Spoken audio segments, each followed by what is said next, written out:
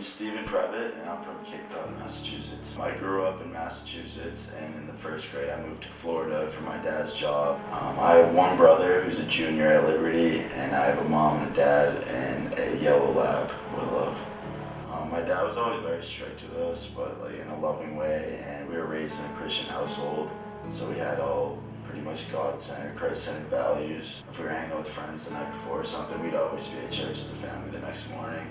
And that would just our whole belief in God carried into our political views as a family and everything, just kind of how we looked at other people and everything. So they kind of just raised me with that, I guess, that worldview. For my whole life, as I mentioned before, I've been going to Catholic church, but my dad had just wanted to like bring my family deeper into the faith because I'm not saying anything against the Catholic Church, but he just always knew that there was like more to it, and that church is more of like a hollow shell that he wanted to dive into and like really understand God more and like have a deeper relationship. So we started going to an evangelical church that was actually a Brazilian church, and they spoke Portuguese, and it was about 45 minutes away from my house. So for about a year he went there, and my family didn't go because it was so far away. And then one time when he was there, I always remember my dad growing up, he had like a messed up shoulder, and like it kind of carried into his arm, or he couldn't even like raise his arm very high. And one time in the church, the pastor said, if anybody's like hurting or in pain, like the person next to you, put your hand on them. So my dad's friend who invited him put his hand on his shoulder, and they were praying over my dad's shoulder, and then they took their hands off and finished their prayer, and they were asking him to see how it felt when my dad was like moving his shoulder.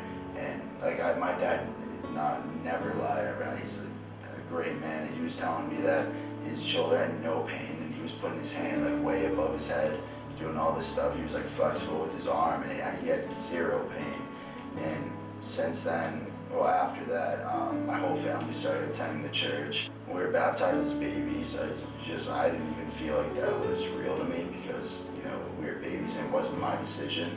So we decided that we should be baptized as a family together. After a lot of prayer and stuff, and just we were getting through it as a family, we all got baptized together, and we were all saved when I was in the 8th grade. So I would say a lot of people, a lot of my friends especially, believed in God when I was growing up, and that was kind of the main value that this is the core of everything else I believed in.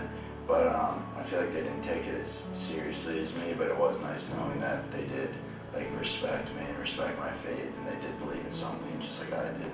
I really like Liberty, and the main reason I came here is for the Christianity aspect.